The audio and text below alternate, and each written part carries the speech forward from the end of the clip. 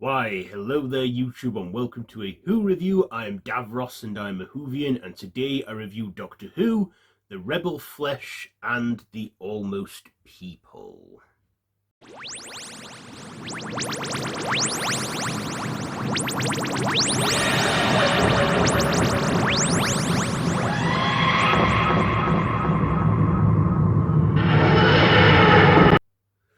So this is a two-parter from Series 6, probably the last proper two-parter we got for a while with this era of the show. And in the first part, the Rebel Flesh, a solar tsunami sends the TARDIS crew into an acid mining factory in the 22nd century, where a small team of workers come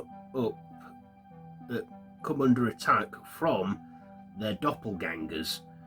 And in the second part, the Almost People, the gangers and the humans battle for their lives as the factory crumbles and the Doctor tries to keep the peace. Can everyone make it off the island alive?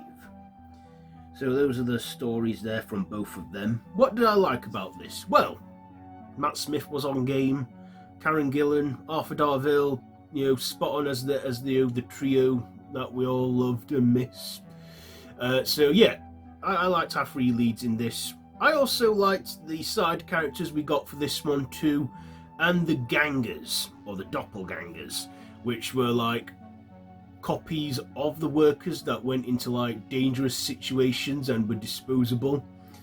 And one of the doppelgangers, Jennifer's doppelganger, becomes more self-aware and kind of gets a bit corrupted and wants to have a revolution as well, and is pretty much the monster and the antagonist for the episode, as it's revealed.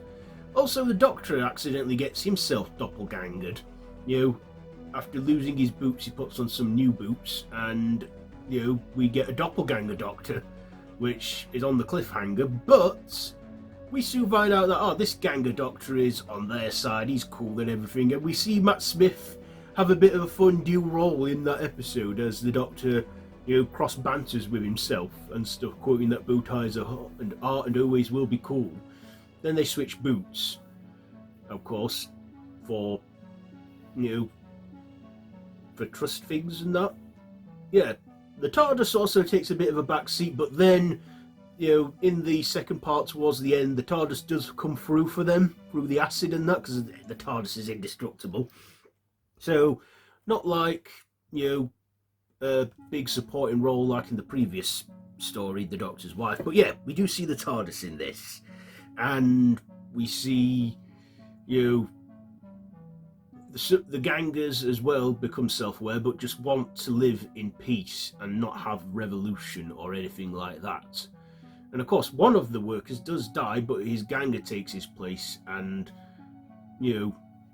kind of maintains himself and stays that way too. We also get a bit more mystery with Amy, like Madame Kavarian appearing again. And then, at the end of that two-parter, the big bombshell's revealed. Amy, who had scans throughout the first part of this series saying she's pregnant, she's not pregnant, she's pregnant, she's not pregnant. But then her waters break, and it turns out she's also a ganger, a flesh clone. And the Doctor promises that he and Rory will find her, as she's revealed to be at Demon's Run, and that sets things up for the mid-series finale, A Good Man Goes to War. So Amy has been pregnant when that whole time we've been with a doppelganger. Yeah. What doppelganger, how long has it been that way? But yeah, I enjoyed this one. It was very dark and unnerving at some points, especially the gangers when they had that whole like flat face sort of Odo look to them. And especially towards the end when that Jennifer ganger sort of elongated herself, looking like a big crawly slender monster. That was like kind of like a bit body horror, for Doctor Who. But like I say, the show sometimes goes there. It sometimes delves into the dark territory and makes you unnerved, and that's what I liked about this. Of course, the effects now I kind of think are a bit dated when that bit comes on. You can tell it's CGI, but what can you do? It is what it is. You know, a majority of the effects were good. The location they filmed as well was a good set, despite it being in the future. It was filmed at a castle in Wales, and you know, we see 2 episodes continuing back to back, and as I said, was probably the last 2-parter we got for a while in the show. I mean, yeah, they did continue on, like each episode ending, like and that, but yeah, I'd say the first main mystery of the first half of this series was the whole how come Amy's pregnant, then she's not pregnant, what's with this woman with the eye patch Amy keeps seeing, and of course it all comes in full with the mid-series finale, where we get another bombshell revealed on who River Song is, but we'll talk about that one when we get to it. Right now we're on about this 2-parter. So yeah, like I say, I like Matt Smith's dual role as the doppelganger doctor, and even one bits where he's having a bit of a weird moment where he's making quotes from previous doctors, like we hear a Tom Baker voice saying, "Would you like a jelly baby?" And we even hear him mention that third Doctor quote, "I've reversed the polarity of the neutron flow," which became a memorable line from him, despite John Pertwee's Doctor only saying it once. But I like that. Small callbacks to the classic era. So I thought it was a fun 2-part. Also, Dusty Springfield, You Don't Have to Say Me You Love Me plays as well in this one. Call back to a good singer from the 20th century. So yeah, like I say, doppelgangers, a monster that we haven't seen since this 2-part episode. Could they return one day?